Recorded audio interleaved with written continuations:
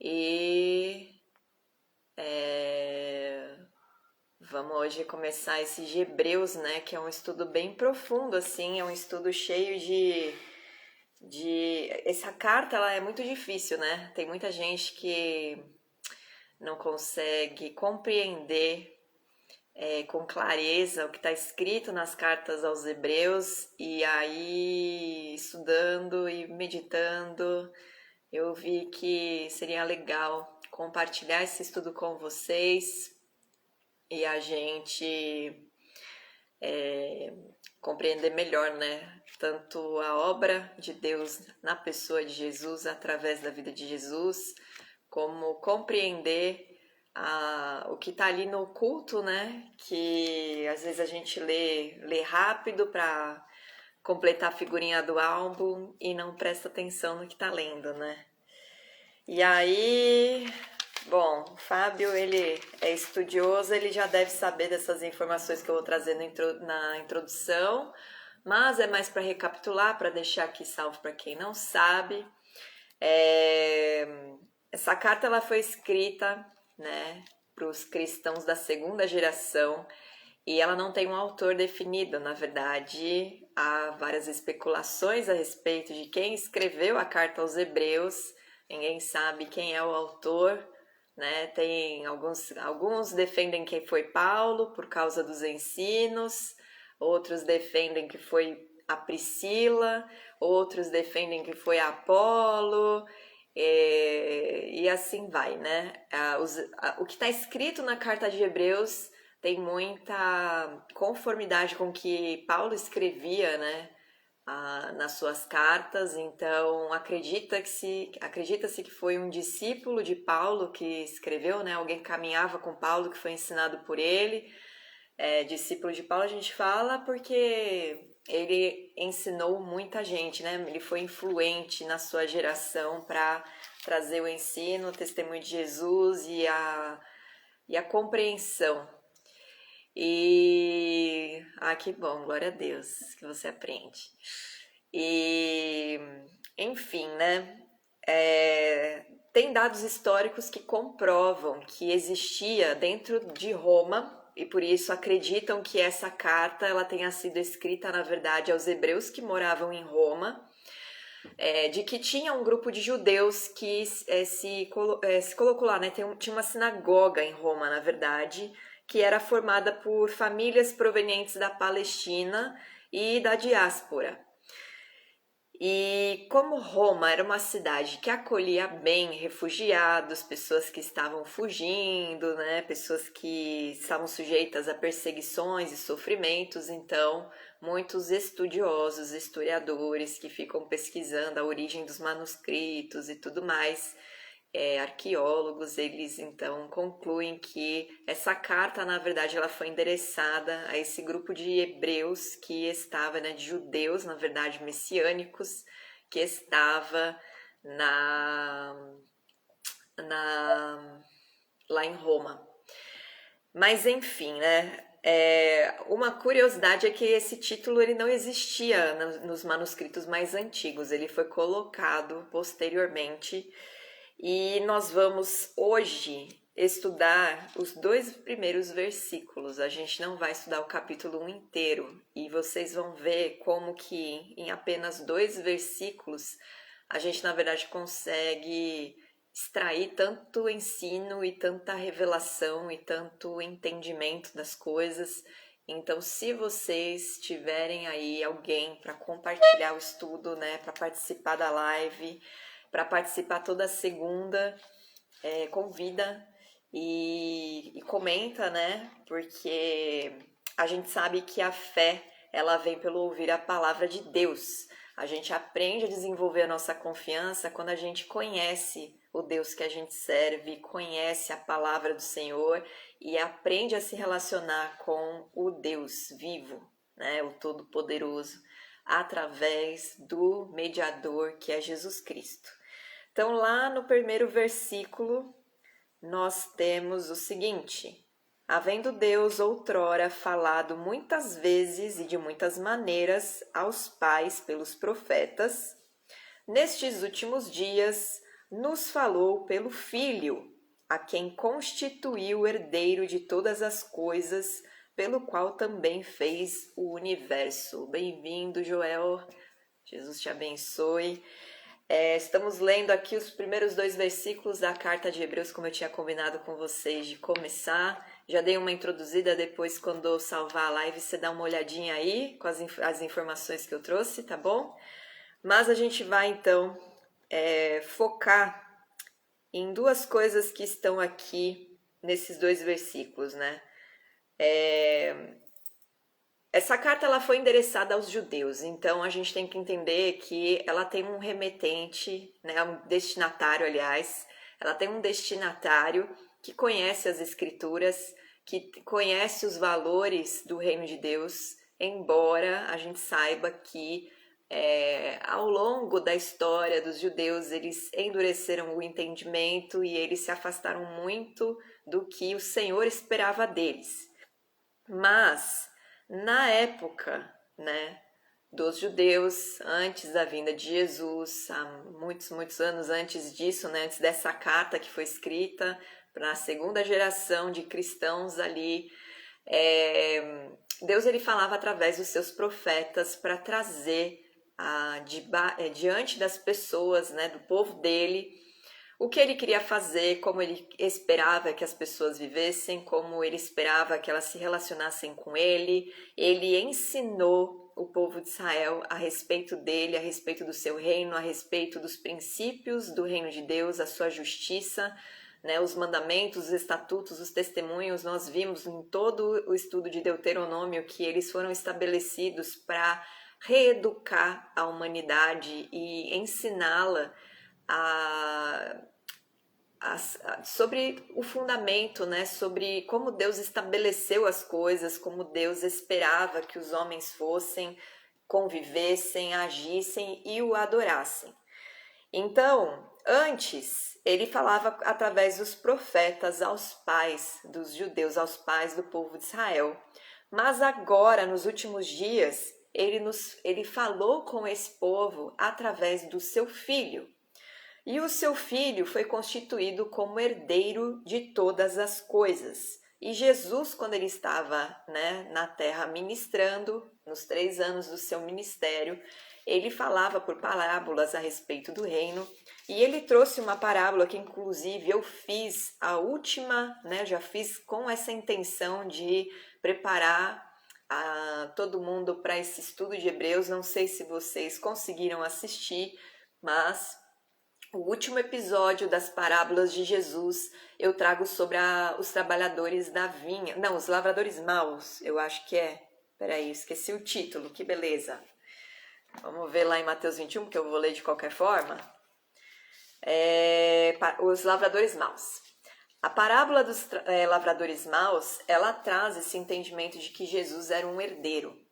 Eu vou ler rapidinho aqui, só para lembrar vocês, né, a associação. Lá eu explico melhor, eu mostro que em Isaías Deus já se referia a Israel como a sua vinha plantada por ele, mas só para refrescar a memória e para contextualizar aqui as explicações, certo? Então vamos ver desde o versículo 33 de Mateus 21. Atentai noutra parábola.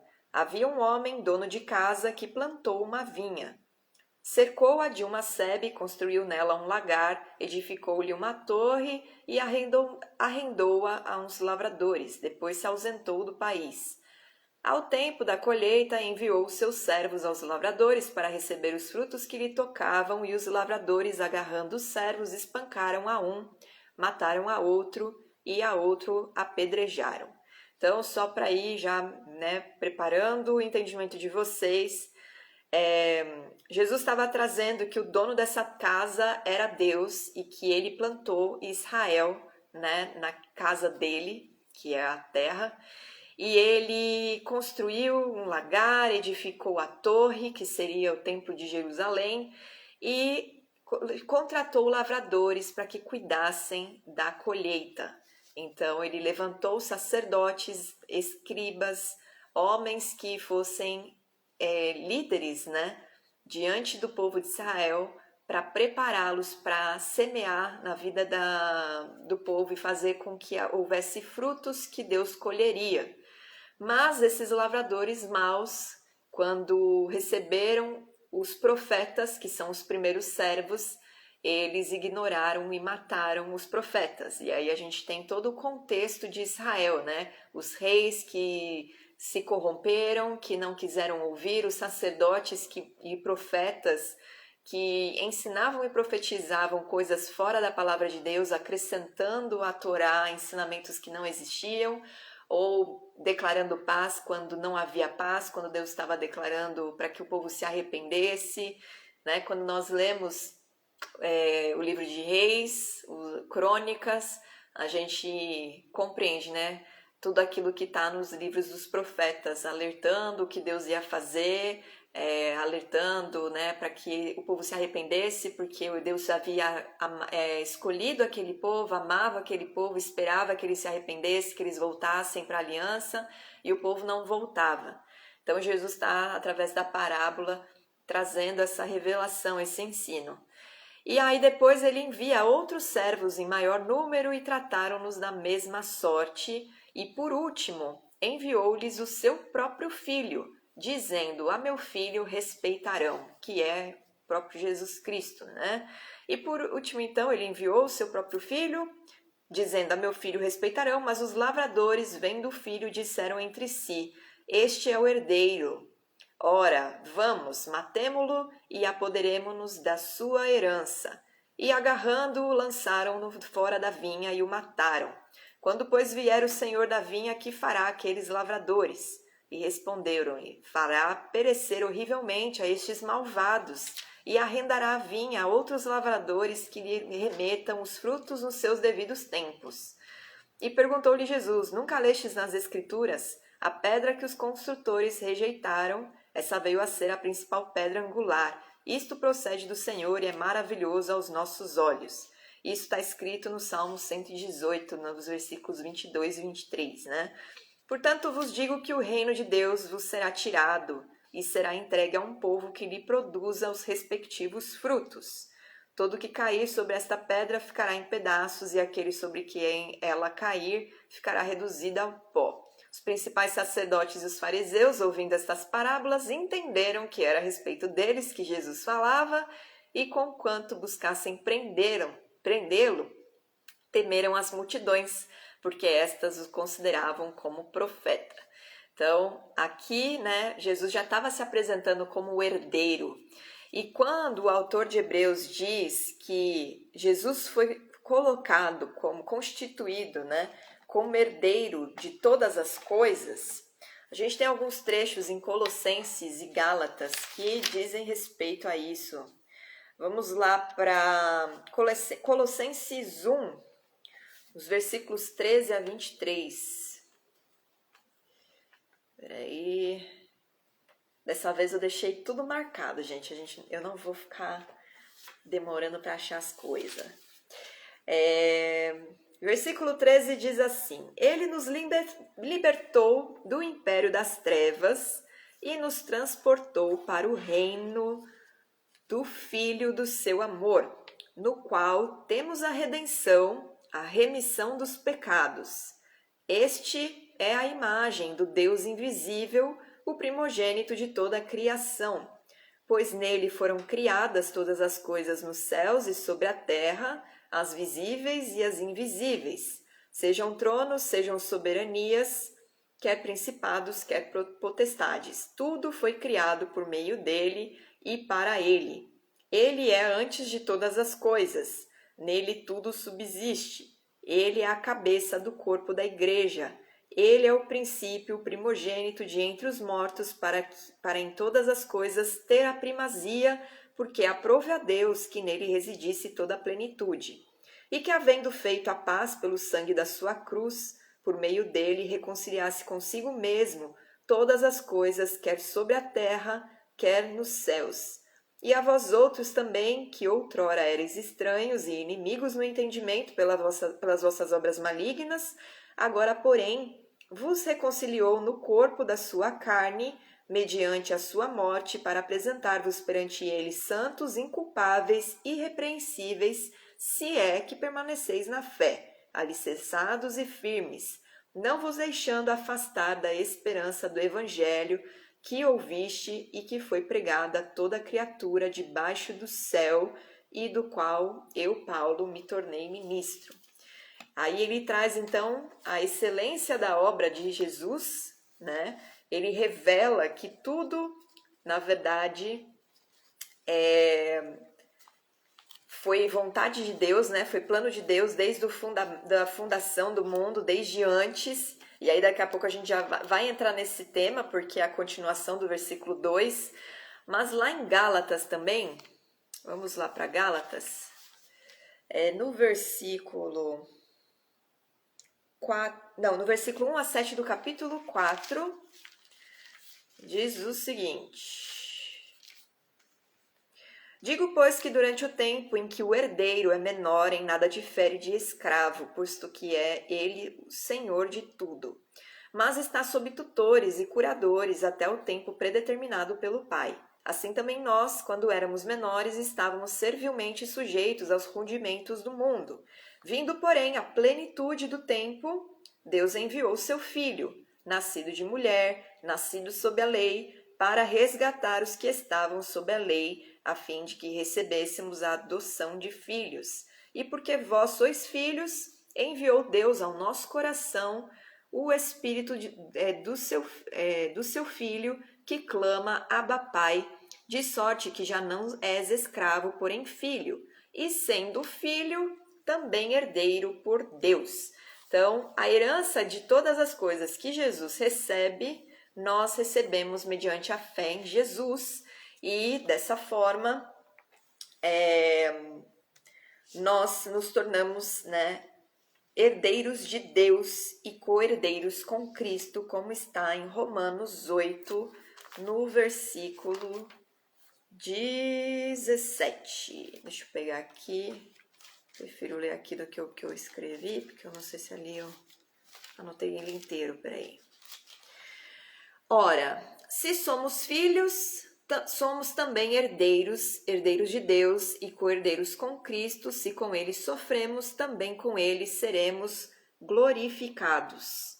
Então, em Jesus, né, a nossa fé em Jesus Cristo, ela nos torna não só filhos de Deus, não só parte do reino de Deus, mas herdeiros com Cristo. E a promessa, né, que foi dada a Jesus é que ele seria herdeiro dessa terra, ele reinaria sobre essa terra, e nós, juntamente com Cristo, reinaremos sobre ela, governaremos sobre ela.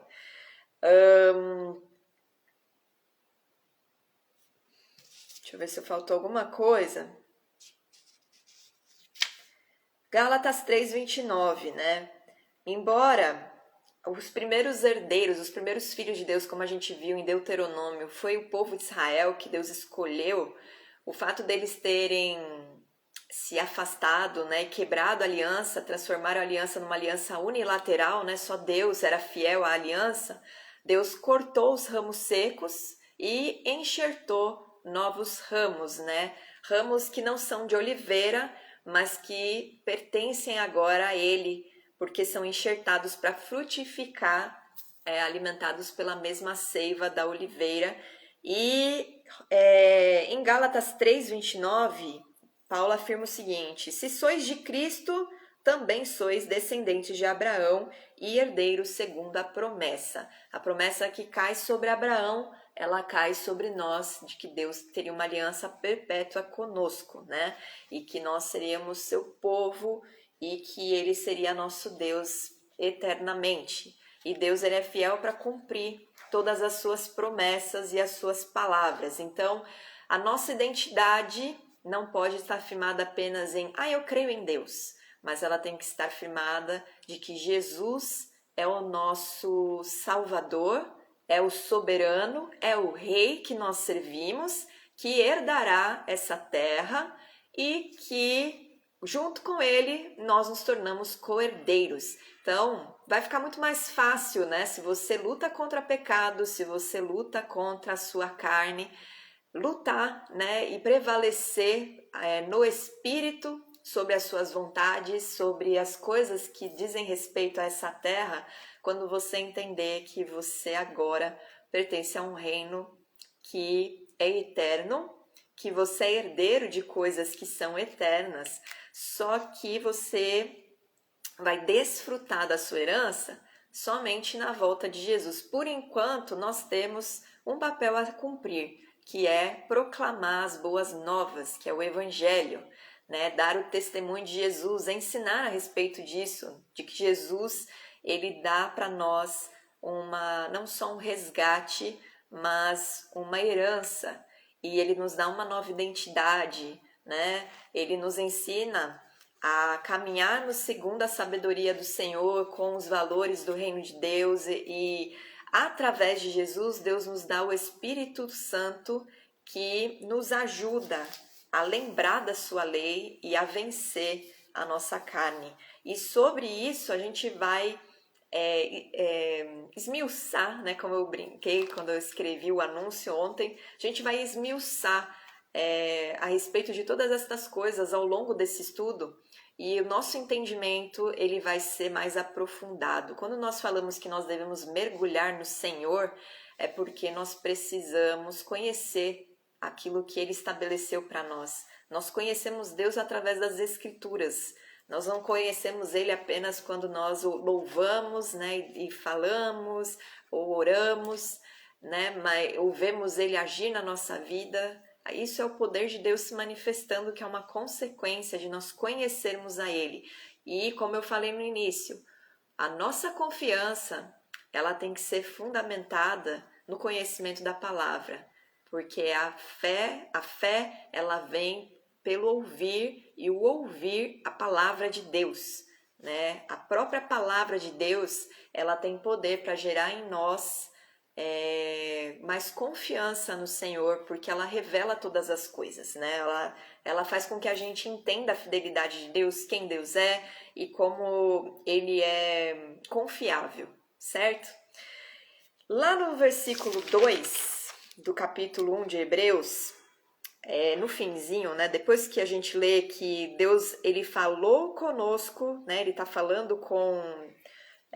ele veio, né? Ele não falou pelas escrituras como ele fala conosco, mas ele falou face a face com aquele povo, e Deus colocou o Filho, né, para cumprir com essa palavra, e o constituiu herdeiro de todas as coisas, pelo qual também fez o universo. E eu quero explicar para vocês o que significa Jesus também ter feito o universo, né? Porque muita gente tem a interpretação baseada em argumentações que vêm 4 séculos depois da vinda de Jesus e que já tinha se desvencilhado, né? As pessoas que trouxeram algumas interpretações, elas já estavam muito afastadas dos judeus e da cultura judaica e do entendimento judaico sobre o próprio Eterno. A gente estudou no livro de Deuteronômio que Deus deu toda a sabedoria para esse povo e se revelou para esse povo. Então é impossível um homem querer compreender Deus sem buscar o ensinamento de alguém que recebeu, né? Como é impossível, por exemplo, você conhecer uma história, um fato, se você não procura uma testemunha ocular.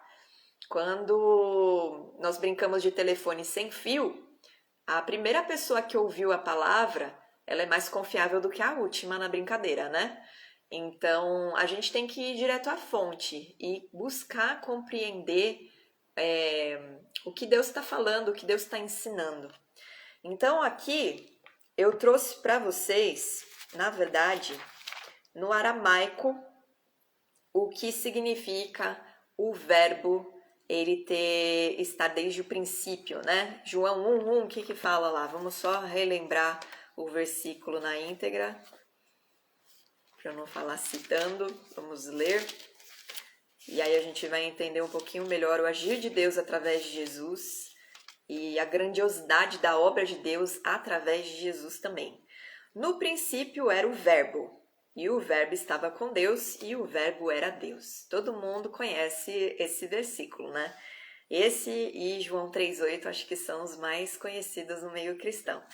Mas esse verbo, a gente precisa entender, né, lá no original, o que significa esse tal de verbo. Às vezes está escrito no princípio era a palavra, né? Porque no grego seria logos, que significa palavra. Mas no aramaico, a palavra que está aqui é uma palavra muito específica que não existe em nenhuma...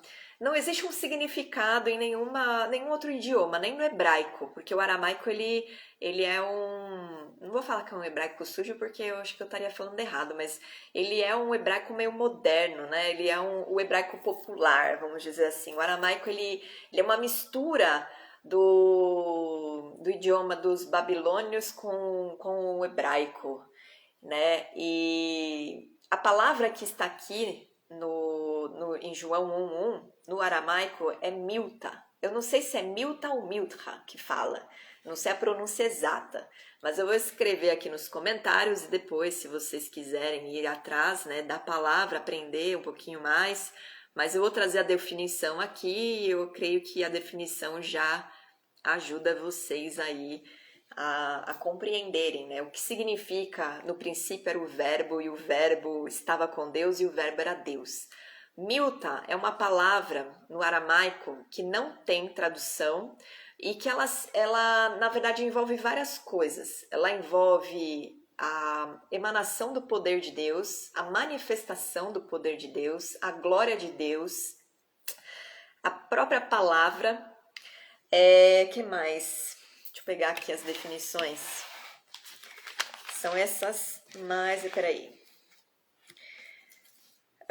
A força, a essência, a Torá, e não existe nenhum termo equivalente para milta, nem no hebraico, nem no grego, nem em nada, diferente da palavra ou davar, logos ou memra, que seria a palavra. A milta ela não tem uma definição.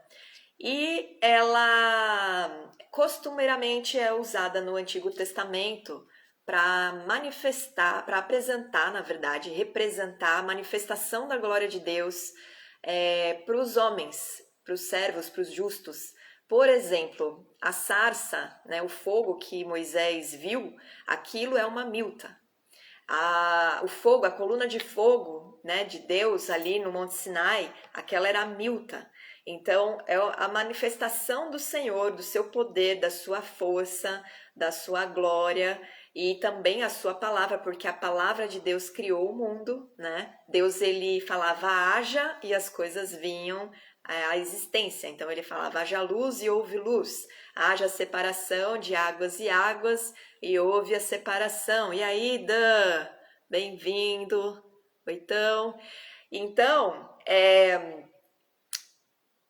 a gente tem que entender, quando aqui João escreve que no princípio era o verbo, João não está falando apenas da pessoa de Jesus como verbo, mas ele está falando que a mente de Deus, a glória de Deus, a força de Deus... Tava no hospital, tá tudo bem? Então tá bom. Depois vocês me falam lá no direct. A força de Deus, ela estava desde o princípio, com Deus, porque Deus, vem de Deus todas as coisas. Deixa eu ver aqui uma passagem que Isaías 63, 5, 6. Vamos para Isaías 63, 5, 6. Eu vou construindo a ideia, eu acho que vocês vão conseguir entender. 63, cadê? Porque... Não, peraí, 63, 5, 6...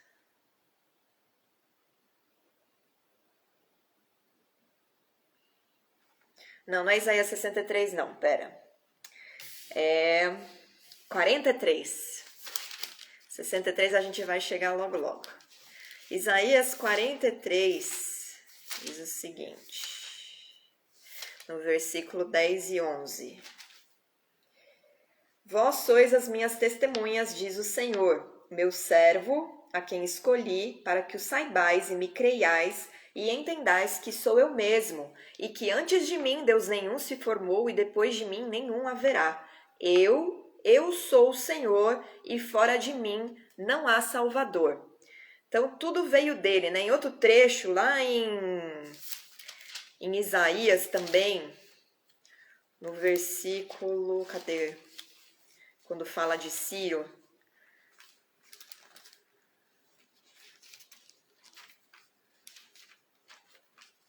no 45, ele fala o seguinte, eu formo a luz, no versículo 7, eu formo a luz e crio as trevas, faço a paz e crio o mal, eu sou o Senhor e faço todas estas coisas.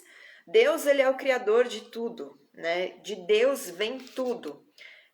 Quando nós pensamos em Deus, a gente não pode pensar que ele era uma pessoa aqui e aí ele estava num lugar e ele começou a construir algo como a gente olha um terreno, a gente começa a construir algo, né, dentro de um terreno, mas todas as coisas elas partem de Deus, tudo vem de Deus, inclusive as trevas e o mal. Ele criou, ele fez. Ele não tem parte com o mal e com as trevas, mas veio ele que fez. Porque ele tinha que fazer algo oposto a ele para dar tanto aos seres celestiais, né, quanto a nós, os homens, o direito do livre-arbítrio, de escolha. Você não consegue fazer uma escolha se você não tiver duas coisas opostas, antagônicas, né? Senão você está escolhendo uma coisa meio igual. Então Deus ele fez algo que é oposto a ele para dar o direito à sua criação, né, que foi feita semelhante a ele, as hostes celestiais e os homens, para que eles escolhessem. Tudo vem de Deus, inclusive a salvação. E ele fala isso, né? Agora a gente vai para Isaías 63, nos versículos 5 e 6. Olhei e não havia quem me ajudasse, e admirei-me de não haver quem me sustivesse. Pelo que o meu próprio braço me trouxe a salvação, e o meu furor me susteve. Na minha ira pisei os povos, no meu furor embriaguei-os, derramando por terra o seu sangue. Aí em Isaías também, no 59... diz o seguinte lá no versículo 16: viu que não havia ajudador algum e maravilhou-se de que não houvesse um intercessor, pelo que o seu próprio braço lhe trouxe a salvação e a sua própria justiça o susteve. Então, Deus, ele tirou uma porção dele, a Milta, o poder dele, o resplendor da glória dele, e ele fez carne. Então, quando você ouve que o verbo era Deus e é a Milta, é uma parte dele, o poder dele que ele gerou através do seu espírito no ventre de uma jovem virgem e para trazer, né, a constituição da carne, e ele então se fez homem para ser o nosso Salvador, e é o Filho gerado. Jesus é uma parte de Deus, é o braço. O seu braço, ele pertence a você, mas o seu braço não é o seu todo. Jesus é uma porção de Deus, assim como nós também somos uma porção do que Deus criou. Porque embora nós fomos formados pela mão do Senhor, nós somos a única criação de Deus que foi formada pelas suas mãos, né, que tenha suas impressões digitais, né, alguns que poetizam falam assim, e é verdade, né, a única coisa que ele tocou para fazer e que soprou o seu fôlego de vida foi o homem. Então esse é o valor que nós temos para o Senhor como criaturas dele, né? Ele formou com as suas mãos e ele soprou o fôlego de vida sobre o homem, mas ele tirou do pó da terra. E quando ele declarou, haja luz, haja separação de águas, haja terra, haja porção de terra seca, ele declarou com a palavra, veio dele isso. Então, nós somos uma porção dele também, feita a sua imagem e semelhança, e o seu filho, é uma parte dele gerada na terra, por isso que é o verbo encarnado. Na verdade, quando você lê o verbo, entenda que a palavra em ação é esse milta, porque quando Deus declara, a palavra dele tem poder para trazer existência que não existe. Então, Deus ele tem esse poder, por isso que ele se apresenta a Moisés como eu sou o que eu sou, porque ele faz aquilo que ele quer, ele faz do jeito que ele quer, só que ele é justo e ele é íntegro, então ele não faz nada fora da sua palavra. Ele se coloca debaixo da própria justiça que ele trouxe, né, sobre os homens, que é parte dele. Por isso que a Milta ela se refere à Torá também, porque é uma parte de Deus. Tudo que Deus nos entregou é uma parte dele, a sua sabedoria que estava com ele desde o princípio, lá em Provérbios 8, 22 e 23, a gente tem isso, né? Vamos lá reler. Calma aí. Provérbios 8, 22. O Senhor me possuía no início de sua obra, antes de suas obras mais antigas. Desde a eternidade fui estabelecida, desde o princípio, antes do começo da terra. Antes de haver abismos eu nasci, e antes ainda de haver fontes carregadas de águas. E aí ele discorre, né, lá no 30. Então eu estava com ele e era seu arquiteto. Dia após dia eu era suas delícias, folgando perante ele em todo o tempo. Um pouquinho antes, no 29, para contextualizar isso que eu li agora. Quando fixava ao mar o seu limite para que as águas não transpassassem os seus limites, quando compunha os fundamentos da terra, então eu estava com ele e era seu arquiteto dia após dia. Eu era suas delícias, folgando perante ele em todo o tempo. A sabedoria pertence à Milta do Senhor, a essa emanação, o poder, a mente do Senhor que nenhum homem consegue discernir e conhecer, né? O poder dele, a glória dele, tudo que pertence ao Senhor estava com ele desde o princípio, inclusive o Messias nele, que é o braço dele. Por que que a gente vê tanto o Senhor falando, a minha destra te alcança? E por que que ele colocou Jesus Cristo à sua destra? Porque a mão do Senhor, a mão direita do Senhor, no judaísmo ela é representada como a Hesed, que é a bondade, a misericórdia. E a graça, né, a graça do Senhor, essa Hesed, é a que sustenta os justos, os homens que andam debaixo da sua justiça. E é essa mão que fica sobre nós. E ele colocou o filho dele que morreu por nós, que expiou o pecado da humanidade, que fez todas as obras, né, segundo aquilo que ele designou para que ele fizesse. Ele agiu debaixo da sua justiça, né? A justiça do Senhor susteve Jesus na terra e ele foi colocado à destra do Pai para agora ser o nosso mediador. E o Senhor nos alcança com a sua graça, o seu favor imerecido, quando nós cremos no seu Filho Jesus, que intercede por nós todos os dias. E ele fica olhando a terra, aqueles que confessam ele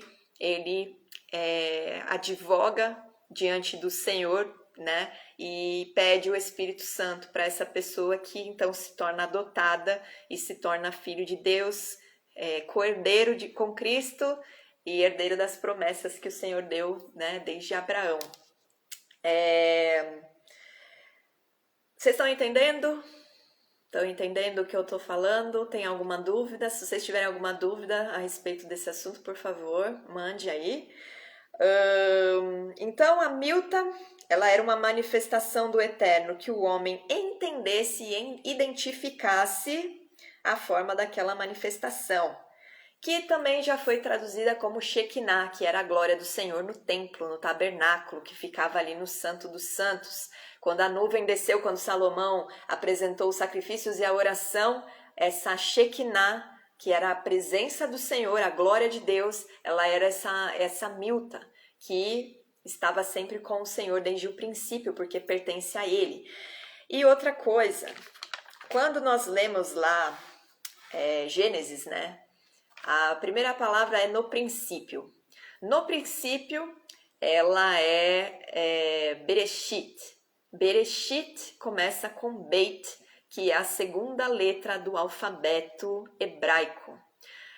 Lá em Apocalipse está escrito que ele é o Alfa e o Ômega. mas na verdade, né, ele se apresenta para os judeus como o Aleph e o Tav.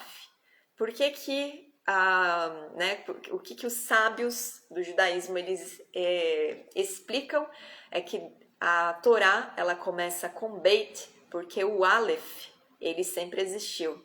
O Aleph Tav ele sempre existiu. Então Deus ele estava antes da fundação do mundo e ele está no meio da fundação do mundo, né? Aqui no nosso tempo, e ele estará no fim deste mundo e ele estará depois também, porque ele é eterno. Lá em Apocalipse 1:8, eu sou o Aleph e o Tav, ou eu sou o Alfa e o Ômega, diz o Senhor Deus, aquele que é, que era e que há de vir, o Todo-Poderoso. Em Deuteronômio, capítulo 6, versículo 5, a gente já estudou isso quando estudamos o livro de Deuteronômio, que existe uma oração principal, o principal mandamento dos judeus, que inclusive Jesus, né, ele apresenta para o escriba que foi lá desafiar ele, perguntar qual era o principal mandamento que o Senhor tinha dado. E o mandamento é Shema Israel, Adonai Eloheinu, Adonai Echad. Ouça Israel, o Senhor é o nosso Deus, o Senhor é um.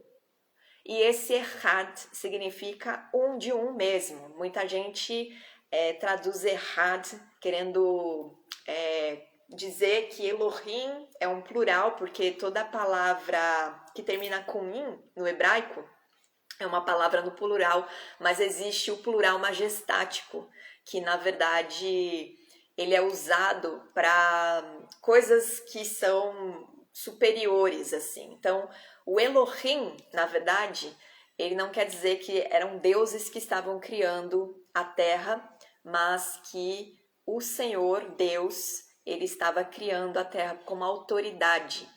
E Elohim também significa autoridade, e esse termo ele é usado até para homens nas escrituras, né? Ele é usado até para divindades e para homens. Então, Elohim não significa Deus. Elohim significa autoridade, ou esse plural majestático remetendo a Deus, que é o Senhor dos senhores, o Deus dos deuses. Mas o Senhor é um e não há outro além dele, como está em Isaías 45:5. O Senhor ele afirma isso o tempo todo nas Escrituras.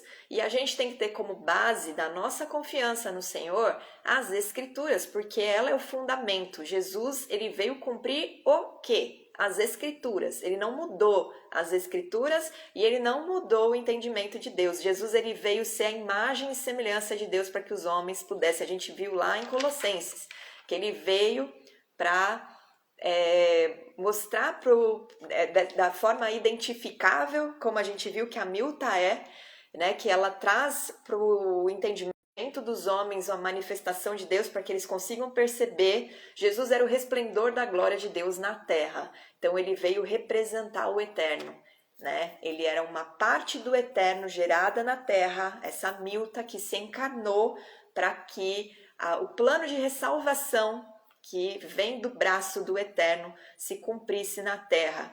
E Isaías 45:5, Deus afirma: eu sou o Senhor e não há outro além de mim, não há Deus. Além de mim não há Deus. Além dele não existe outra divindade. O que existe na terra são principados e potestades, né, espíritos demoníacos, seres que eram malahim, que são anjos, né, significa anjos. Depois a gente vai ver melhor isso quando estudar os outros versículos, mas eles tinham glória, a glória que Deus deu aos anjos. Eles rejeitaram a presença de Deus, o reino de Deus, porque quiseram ser como Deus e escolheram ficar nas trevas, e eles operam com o poder oculto das trevas. Então, você pode até ver curas, milagres. A gente vê na própria palavra, né, alguns relatos de profetas e magos dos pagãos, dos idólatras, dos politeístas, dos gentios, dos egípcios, né? Um dos exemplos mais claros assim é você ver quando Moisés trazia as pragas e os magos replicavam ela, eles imitavam as pragas. Então existe um poder oculto que opera, mas esse poder não é de deuses, não são de seres que criam coisas como Deus cria, não estão acima de Deus nem estão equiparados a Deus, estão abaixo dele porque foram criados por ele.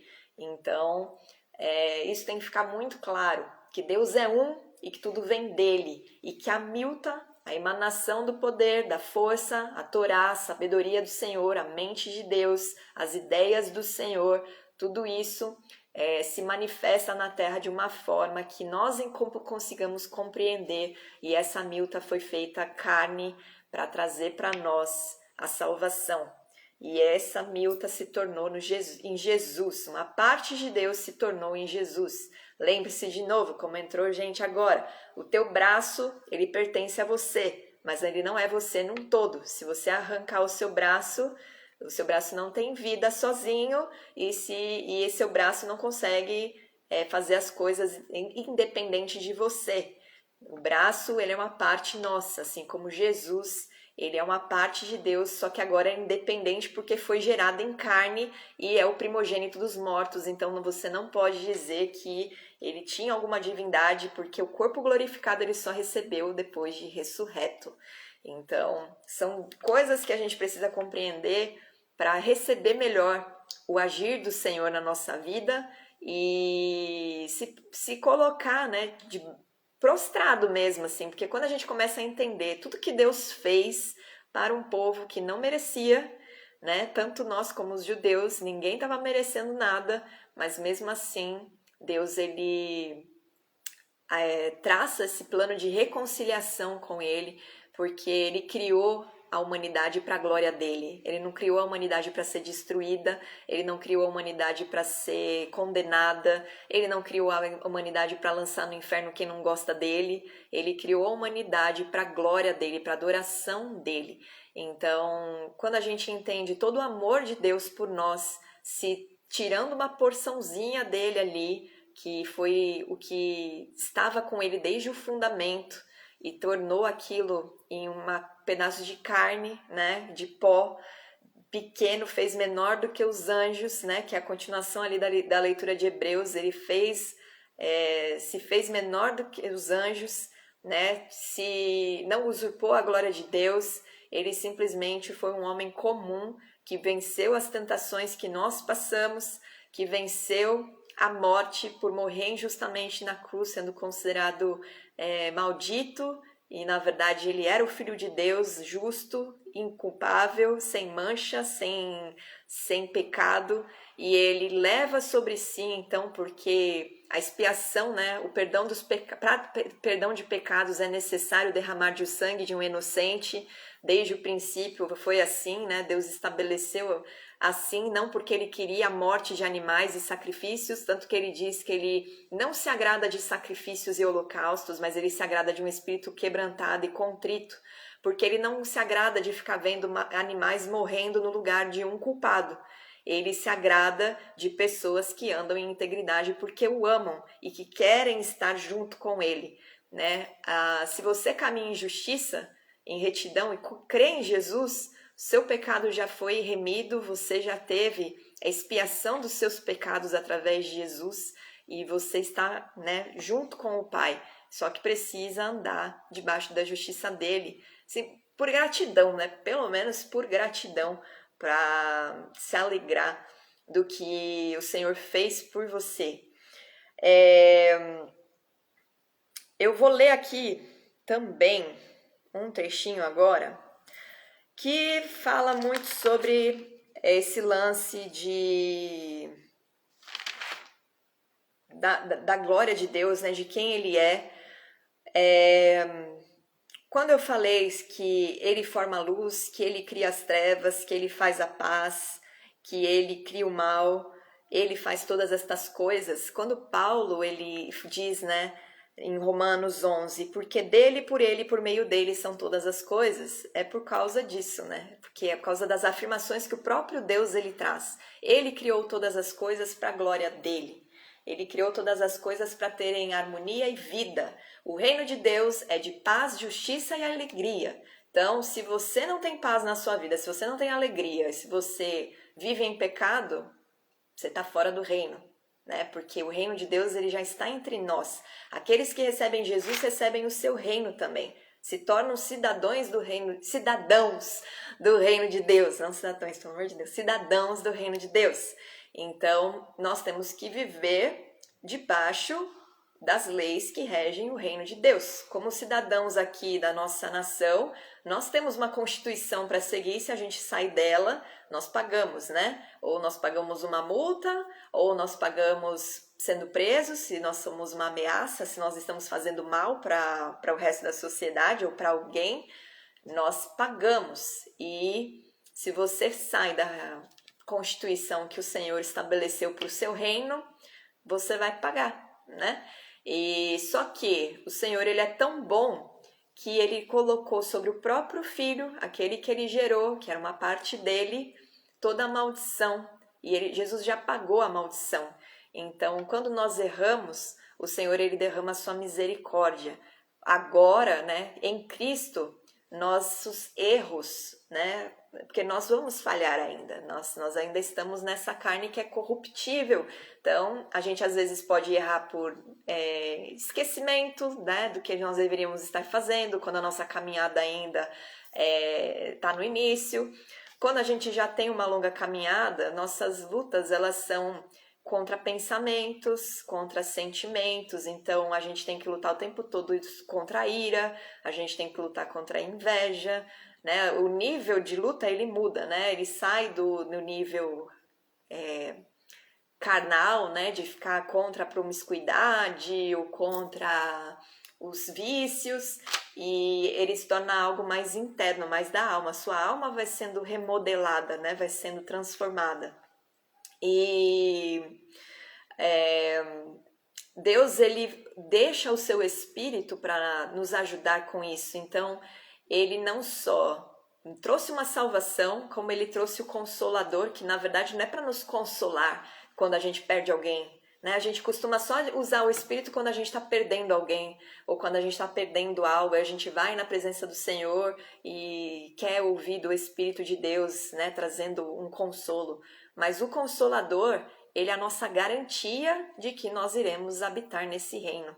É a nossa garantia de que essa promessa ela vai ser entregue, né? Ele é tipo a Escritura. Quantas hostes espirituais do mal? Deus as criou ou elas optaram por se apartar da bondade de Deus e por isso se tornaram más? Então, há duas linhas, né?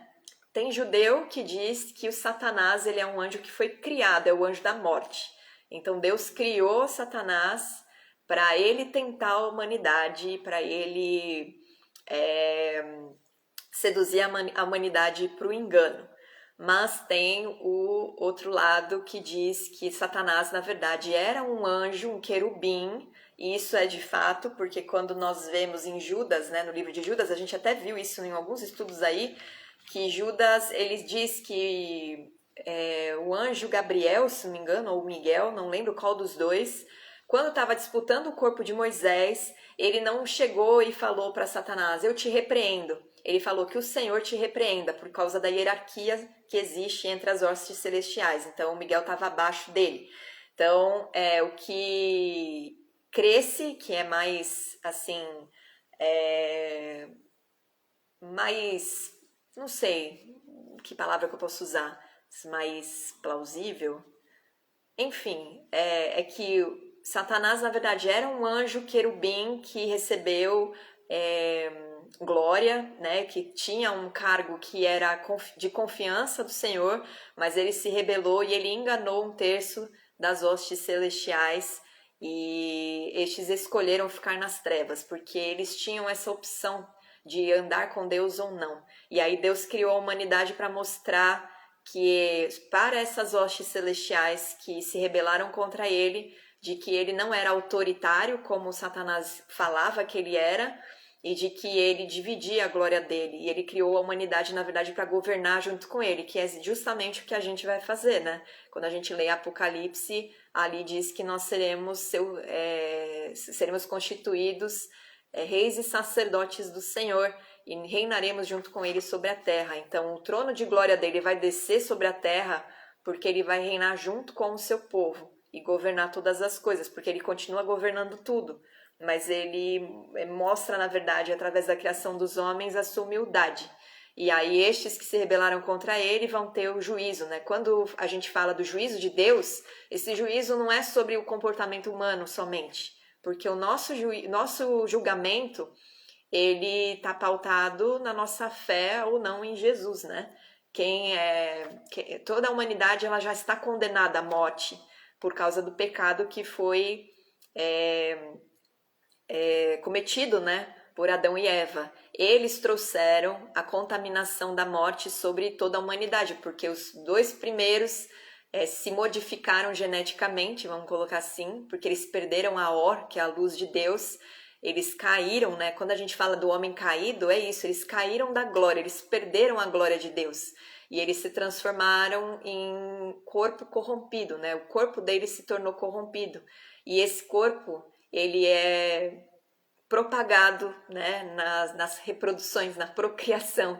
Então, todo homem, ele nasce já condenado ao pecado. O que Deus fez foi um plano de redenção, de salvação, para dar um escape para a humanidade. Para qualquer um que nasce depois, né, de Adão e Eva, ele deu essa chance de perdão para Adão e Eva, e ele dá isso para todos. E através de Jesus, ele faz uma redenção mais perfeita, porque com a lei, ele dava o livramento através dos sacrifícios, mas toda hora o homem tinha que ir lá pedir perdão, né? Todo dia ele tinha que ir lá espiar, todo ano o sumo sacerdote tinha que espiar o pecado. A gente vai falar sobre isso nesse livro, nessas cartas, né? Todo ano o sumo sacerdote entrava no Santo dos Santos para espiar o pecado dos homens, do povo de Israel. E Jesus, ele entrou uma única só vez na presença do Senhor no altar celestial, e esse sacrifício, essa expiação que ele fez, ela foi suficiente e perfeita. Então, sobre aqueles que creem em Jesus, vem como se fala, tipo a carta de alforria, né, dessa condenação. O Senhor cancela a condenação com o sangue de Jesus, e ele nos dá a vida eterna dessa forma. Mas não dá para usar Ezequiel 28 como base para essa queda de Satanás, né? Porque pregam muito isso, mas entendo ali uma referência ao próprio homem. É que os livros dos profetas, eles não são As profecias que estão nos livros dos profetas, elas não dizem respeito a um tempo específico, a uma coisa específica, entendeu? Tanto que Isaías 53, na verdade, no original, ali não fala do servo, fala do povo de Israel, mas aquilo também diz respeito ao servo de Deus. Então, muita gente usa realmente essa passagem que ele caiu, né? Jesus fala que ele viu a Satanás caindo do céu, só que em Apocalipse mostra que ele caiu depois. Então Jesus teve, é como se ele teve uma visão. Tem muita coisa que a gente teria que fazer um estudo só sobre isso, assim, falar aqui eu ia ficar jogando informação e não ia ajudar muito, acho que ia mais confundir a cabeça. Mas assim, o que a gente precisa, né? Eu vou ler Ezequiel hoje, viu, Dan? Eu vou ler a primeira parte agora, o primeiro capítulo, onde a gente vai ler alguns trechinhos. Você gosta tanto desse livro, né, que você está estudando?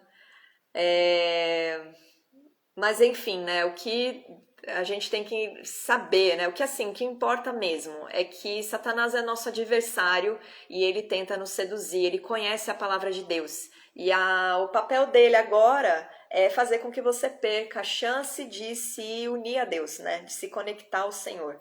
Então, ele fica, na verdade, lançando sobre nós os dardos e as setas, porque, na verdade, ele quer que você caia na sua própria cobiça.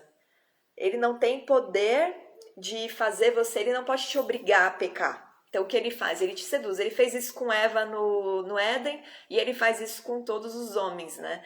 Ou ele te conduz a idolatrar, ou ele te conduz a adorar a outra coisa que não seja Deus, a tirar Deus, né, do centro da sua vida, e Jesus agora, né, que é o caminho, a verdade e a vida.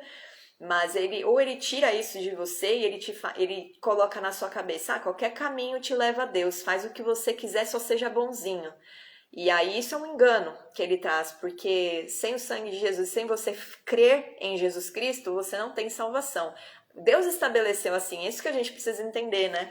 A gente não pode ficar lendo a Bíblia e querer falar assim, ah, mas isso aqui eu não acho assim, ah, mas isso aqui eu não interpreto desse jeito, porque a Bíblia ela não é para ser interpretada, ela é para a gente conhecer e para ela nos ler. Na verdade, a gente não lê a Escritura nos lê, porque ela nos revela o que está fora do padrão do reino dos céus para a gente se amoldar.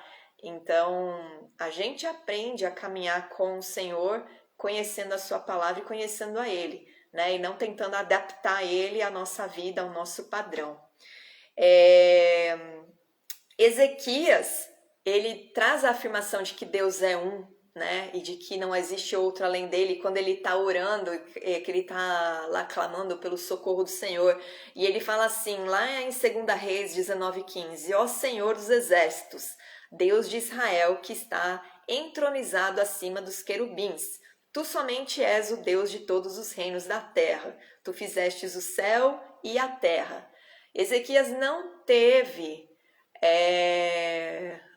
Deixa eu ver só aqui. Agora começa a entender por que tantos holocaustos e sacrifícios quando leio o Antigo Testamento. Então, após a vinda de Jesus, isto muda, é isso? Porque ele foi o cordeiro imolado. Isso mesmo. O sacrifício de Jesus, ele não foi feito num altar feito por mãos humanas.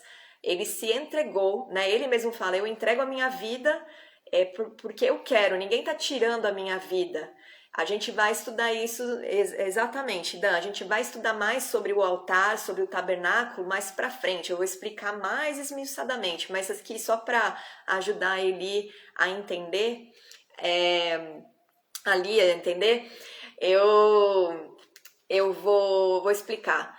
O que Jesus fez não foi um sacrifício num altar feito por mãos humanas. O tabernáculo que Deus entregou para Moisés e que depois se tornou o templo em Jerusalém, ele é exatamente a arquitetura que existe no reino de Deus. Ele é o tabernáculo de Deus nos céus. Quando Jesus morreu, ele morreu no altar que está no reino de Deus. Ele não morreu num altar feito por mãos humanas. Por isso que o sacrifício dele foi aceitável, porque ele expiou o pecado da humanidade, se entregando, né, e se colocando ali como o cordeiro imolado, como sacrifício. E não existe, inclusive, uma aliança sem derramar de sangue. Então, com Abraão, Abraão, né, recebeu a promessa e a aliança antes das leis. E desde o princípio, quando Adão e Eva pecaram, essa lei do sacrifício ela já foi colocada, porque era necessário que um inocente morresse, derramasse o sangue, levasse a culpa do réu, né? E dessa forma Deus estabeleceu para manter os homens protegidos pela mão dele. Só que daí com Jesus é um sacrifício só e a gente não precisa mais fazer isso. Agora o nosso sacrifício é a nossa vida diante do Senhor, né? É um sacrifício vivo de louvor e adoração, de entrega a Ele, né? A gente morre.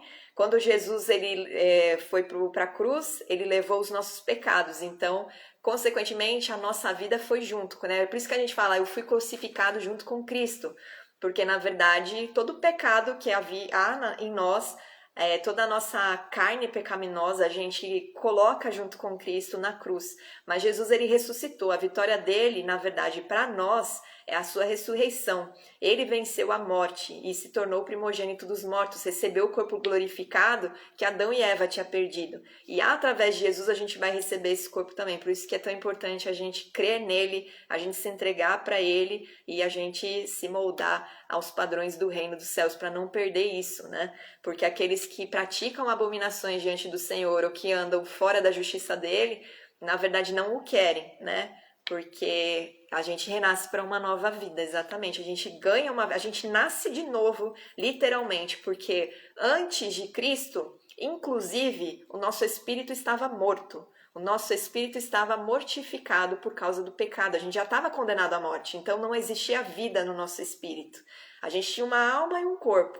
E o espírito dentro de nós ele estava morto. Por isso que a gente não discernia as coisas espirituais.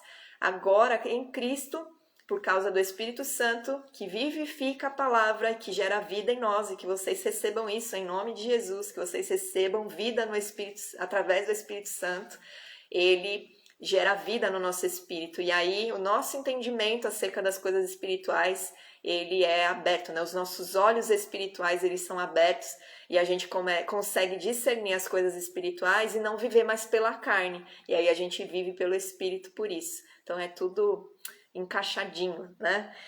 E aí, quando Ezequias ele fala sobre Deus estar entronizado acima dos querubins, no tabernáculo a gente lembra, né, que lá em Êxodo 25, 22, tá? Ali virei a ti de cima do propiciatório, do meio dos dois querubins que estão sobre a arca do testemunho, ou da arca da aliança. Falarei contigo acerca de tudo que eu te ordenar para os filhos de Israel. Deus ordenou que uma arca de madeira de acácia fosse banhada por ouro. Ela era uma arca que tinha umas argolas, nem os sacerdotes podiam encostar, eles colocavam varas atravessadas para transportar, porque o tabernáculo ele era itinerante, né? O acampamento de Israel era itinerante no deserto, eles não ficavam instalados num lugar só. E aí, quando eles se deslocavam, a arca ela era levada por essas varas, eles não encostavam. Os sacerdotes que encostaram sem querer, eles acabaram morrendo, porque ali estava a glória de Deus, a tal da Milta que a gente viu. E aqui existe uma representação do que Ezequias viu nos céus, né? O resplendor da glória de Deus estava ali com ele. E a gente vai ler isso em Ezequiel, capítulo 1, no versículo 22. Eu não vou ler a visão toda, porque senão vai estender muito. E a gente já passou de 1 hora. Falei que 2 versículos dava tirar muita coisa, né? Visão de Ezequiel, no capítulo 1, versículo 22, diz assim: sobre a cabeça dos seres viventes. E os seres viventes são exatamente esses querubins, né, que foram desenhados ali, mas que Ezequiel, depois de anos que o tabernáculo e a arca tinham sido construídos, ele teve a visão. Sobre a cabeça dos seus viventes havia algo semelhante ao firmamento, como cristal. O firmamento que ele fala é esse domo que envolve a terra e separa águas de águas. Porque, para quem não sabe, na visão, né, que tem a revelação dos judeus a respeito da formação da terra, quando a gente vê que a terra era sem forma e vazia e o Espírito pairava sobre as águas, aonde a gente está é um monte de água em volta. A galáxia e tudo isso, ela pertence a esse lugar que está dentro desse domo, desse firmamento de cristal que envolve e separa as águas que pertencem ao reino de Deus das águas que estão aqui embaixo na nossa terra e formam os oceanos e tudo mais. Então esse firmamento ele é tipo uma camada de cristal que separa. E o Ezequiel ele tem essa visão de que esse firmamento, essa camada de cristal, ela está sobre a cabeça dos querubins, na carruagem que ele estava vendo ali dos querubins e da glória de Deus, né? Da primeira vez que ele viu Deus, né? Ele teve uma visão do próprio Eterno. E aí ele fala, né? Sobre a cabeça dos seres viventes havia algo semelhante ao firmamento, como cristal. Essa descrição está em Apocalipse 4:6 também, sobre o firmamento ser um cristal. Eu vou ler rapidinho aqui. Vou deixar separado já, daí depois a gente vai voltar de novo no Apocalipse. Diz assim: adiante do trono, como que mar de vidro semelhante ao cristal, e também no meio do trono e à volta do trono, 4 seres viventes cheios de olhos por diante e por detrás. João teve a mesma visão que Ezequiel teve. E vamos voltar lá para a visão de Ezequiel. Ele viu esse firmamento como cristal brilhante que metia medo, estendido por sobre a sua cabeça, pela cabeça dos querubins. Por cima do firmamento que estava sobre a sua cabeça, havia algo semelhante a um trono, como uma safira. Sobre esta espécie de trono estava sentada uma figura semelhante a um homem. Aí lá em Apocalipse, nos versículos 4 e 5, ao redor do trono há também 24 tronos e assentados neles 24 anciãos vestidos de branco, em cujas cabeças estão coroas de ouro.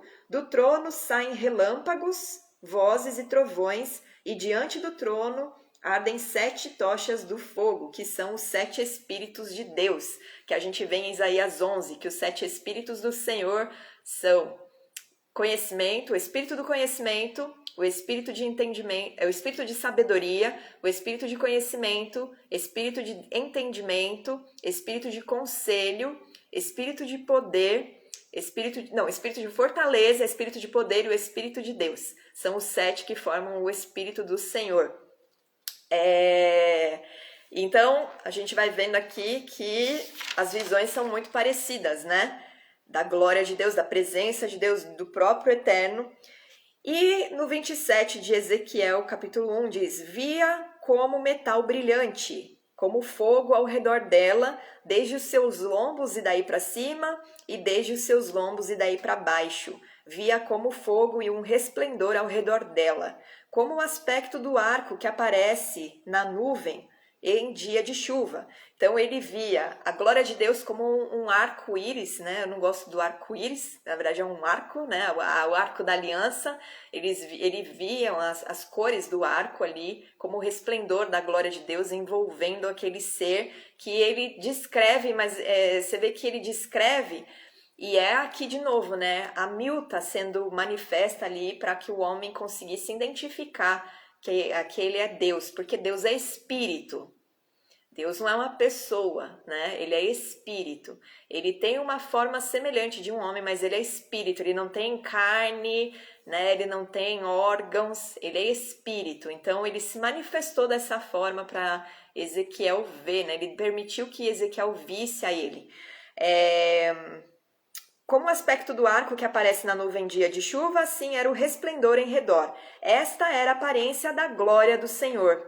Vendo isto, caí com o rosto em terra e ouvi a voz de quem falava.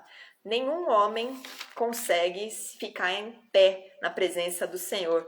Todo aquele que é altivo, né, que é soberbo, que hoje em dia fala, eu vivo a vida do meu jeito, não quero nem saber, Deus não existe.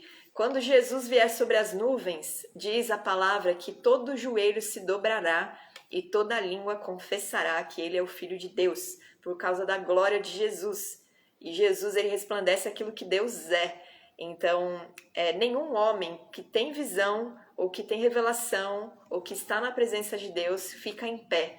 Naturalmente se prostra, porque a glória do Senhor, ela é como se ela fosse densa, o peso da glória, a gente já ouviu tanto esse termo, né? O peso da glória do Senhor, isso faz com que a criação dele se prostre, e toda criatura, ela é feita para adorar o seu Criador, né? A criatura não deve adorar o que cria, ela deve adorar aquele que a criou. Então, o ensino de hoje, né, é que o Messias, ele sempre existiu em Deus. Aquele resplendor de glória que estava ali no trono, que parecia uma safira, ele se fez carne. Uma parte do Senhor, o braço do Eterno, foi encarnado na terra para trazer a salvação por nós. De Deus vem a salvação e de Deus vem todas as coisas. Por isso que a gente não precisa temer, né? Se nós estamos debaixo da mão do Senhor, crendo em Jesus e andando na reta justiça, longe da idolatria, longe das superstições, longe das teorias, das tradições humanas, mas totalmente íntegros com a justiça do Senhor, Ele é conosco, Ele luta por nós, a glória dele nos envolve, Ele se faz como as muralhas de Jerusalém ao nosso redor, Ele se torna o nosso baluarte. E o que significa ele se tornar o nosso baluarte? Quando nós estamos frente ao perigo, quando nós estamos indo em direção a um abismo, a um erro, ele nos alerta através do seu Espírito. Então esse é o amor de Deus pelas nossas vidas. Yeshua, que é o nome de Jesus no hebraico, significa salvação, ou geralmente é traduzido como ele salvará, ou salvador. E Yehoshua, que é uma das formas de se escrever o nome de Jesus no Antigo Testamento, significa salvação vem do Senhor. E Senhor aqui não é Senhor, é Yud-He-Vav-He, que é o nome do Eterno, o nome como ele se apresentou para Moisés e que desde então ele foi santificado no meio do povo de Israel através desse nome. Além de Deus afirmar que não existe Deus além dele, não existe salvação também além dele. Você, pelas suas próprias obras, não consegue ser salvo. Nós fazemos boas obras porque nós andamos com o coração de Deus, com a mente de Cristo. E Deus é bom e dele só vem coisa boa. Por isso que a gente paga o mal com o bem, por isso que a gente dá a face pro inimigo, por isso que a gente se esforça para isso, né? Por isso que a gente ajuda o necessitado, visita os enfermos nas suas aflições, ajuda os órfãos e as viúvas, porque na verdade a gente tá manifestando a justiça do Senhor agindo dessa forma. Agora, a pessoa que acha que, eu sou boa, mas o meu coração é bom, mas eu faço as coisas direitinho, mas tudo isso que eu faço, não tem problema, não faço mal para ninguém. Diante de Deus, você não está selado com o sangue de Jesus, então não adianta de nada. Porque não é por obras que os homens são salvos, é pela fé, para que ninguém se vanglorie, para que ninguém ache que teve mérito por receber isso, porque ninguém merece nada. E quando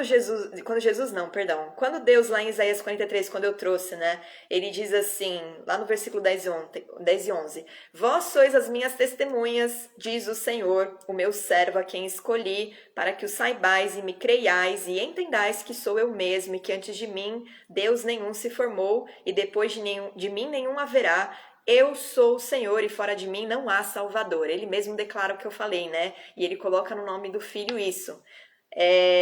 Quando ele fala eu sou o Senhor, a palavra aqui que é usada, né, geralmente o eu no hebraico é ani, mas aqui nesse trecho de Isaías a palavra para eu é anohi. Anohi Adonai, ele fala, né? Anohi na verdade Yud He Vav He. O Adonai os judeus eles usam para falar de Senhor, né? Para não falar o nome, para não proferir o nome do Eterno, porque ele é santo e que a gente não deve falar o nome de Deus em vão, né? E tanta gente brinca com o nome de Jesus e de Deus, né, hoje em dia, com esses, ai meu Deus, ai Jesus. E na verdade, Deus ele ordena que a gente tenha reverência até ao seu nome, porque o nome dele é santo, né? Esse Anohi é um sinônimo para Ani, que significa eu, e que é usado em contextos formais quando alguém quer realmente chamar atenção para o que está falando. Então ali Deus ele estava trazendo toda a atenção para ele, para falar, eu sou o Eterno, o Criador, o Altíssimo, e de mim, e só além de mim não há outro Deus, e Salvador e salvação não há além de mim. Então aqui a gente fecha esse início do nosso estudo que fala sobre os 2 primeiros versículos, que eu vou reler aqui para o pessoal que entrou depois. Havendo Deus outrora falado muitas vezes e de muitas maneiras aos pais pelos profetas, nestes últimos dias nos falou pelo Filho, a quem constituiu o herdeiro de todas as coisas, pelo qual também fez o universo. Então, a Milta, né, resumindo o nosso estudo de hoje, a Milta, que é uma palavra no aramaico que está ligada à emanação do poder do Senhor, o resplendor da glória de Deus, a força do Senhor, a Torá, que é a sua palavra, a sua mente, tudo, né, são várias coisas que estão ligadas ao eterno e que se manifestam para que, de alguma forma, o homem consiga identificar que aquele é Deus, né? Um exemplo de Milta no Antigo Testamento é a sarça queimando no fogo, que Moisés viu, e depois a coluna de fogo no Monte Sinai, a glória do Senhor caindo no templo, quando Salomão construiu o templo do Eterno, a nuvem de glória também era uma Milta, e essa Milta, essa porção do Senhor, ela foi gerada no ventre de uma mulher para se tornar carne e homem e vencer o pecado e vencer a morte, nos dá salvação. Tudo vem do Senhor, não existe nada fora dele. O mal e o bem foram criados por ele. O mal e o bem foram criados não porque Deus gosta de brincar de xadrez, mas porque ele deixou livre-arbítrio para a sua criação, para as hostes celestiais e para os homens. Os homens, eles escolhem se eles querem a vida ou a morte, se eles querem a luz ou as trevas. Foi por isso que tudo vem dele. E foi dado a Jesus herança de todas as coisas. Jesus está à destra do Pai, intercedendo por nós, do lado da sua mão, que é a sua graça, e ele intercede por nós, ele intercede para que o Senhor envie o Espírito Santo para todos aqueles na terra que confessam Jesus como Senhor e Salvador, como o Rei das suas vidas, e ele tem um nome que é sobre todo nome. No nome de Jesus há poder para expulsar demônios, para curar enfermos, para libertar cativos, para fazer curas, sinais e prodígios, porque o seu nome foi colocado acima de todo nome e ele está com autoridade, porque Deus deu para ele essa glória, né? E depois, quando nós continuarmos lendo Hebreus na próxima segunda, porque agora já deu o nosso horário, a gente vai compreender melhor essa parte. Mas essa é uma introdução importante para você se lembrar que em Cristo você é co-herdeiro das promessas que Deus deu para ele. Então, se Jesus vai reinar, você reinará junto, porque você também tem herança nessa porção, né, do reino do Senhor que vai vir sobre a terra, né, no mundo vindouro, e que ele reinará junto com os santos, que são os separados. Né? Os santos não são, toda hora eu falo isso, o santo não é o puritano, o santo é o que é separado pelo sangue de Jesus e purificado e que agora pertence ao Senhor e pertence ao reino de Deus e se tornou filho. Certo? Até a volta de Jesus e o fim do milênio a gente fecha esse estudo aí. Com certeza, esse estudo é longo, viu? A gente ficou 1h20 falando de 2 versículos do livro do capítulo 1 de Hebreus. E semana que vem a gente fala, então, o 3, o 4. Vamos ver se a gente consegue fazer todos, né? Do 5 até o 13 também e fechar. Mas esse estudo está riquíssimo. Semana passada que eu fiquei fora aqui, eu trouxe não, né? Eu fui transformada muito fazendo esse estudo, eu ainda não terminei. Eu fiquei 7 dias para fazer tudo, mas eu não terminei. Eu parei no capítulo 9. Eu vou continuar, mas eu já tenho material para a gente conversar aqui, compartilhar, se alimentar, aprender, crescer para muitas segundas-feiras. Eu espero contar com vocês. E é isso aí, gente. Vocês têm alguma dúvida? Compartilhem esse estudo, né? Porque eu sei que tem informações aqui que não são comuns, não são fáceis de encontrar, né? Existe já uma linha de pensamento que é formada nas pessoas, mas essa profundidade no conhecimento, ela nos traz para mais perto do Senhor. Então compartilhem, né? E convidem as pessoas para participar, para elas aprenderem também. E é isso. Alguém tem dúvida? O que vocês estão falando aqui? Peraí. O sacrifício que verdadeiramente... Ah, não, tô pulando aqui. Obrigada por essa mesa, alimento sólido. Glória a Deus, Joel, que bom que te abençoou. Joel, você é dono de hamburgueria, tá na carne. Joel, depois passa aí o endereço da sua hamburgueria, quando eu puder. Você é de São Paulo, né? Quando eu puder eu vou lá prestigiar. Gilmar, muito obrigada, parabéns pelo empenho, glória a Deus pela tua vida, glória a Deus pela tua também, que bom que vocês estão aqui. Glória a Deus, vocês também são bênçãos, só de estar querendo conhecer mais e receber mais. E é isso aí, pessoal, que o Senhor abençoe muito a vida de vocês. Vou salvar, né, como sempre eu faço, vou salvar essa live e aí vocês podem assistir desde o início, né? No início tem bastante informação a respeito da carta de Hebreus que não sei se todo mundo sabe, então depois quando tiver lá no feed vocês vão lá dar uma espiada, tá bom? E é isso aí, vou fechar. Boa noite para todos e uma ótima semana. Cadê?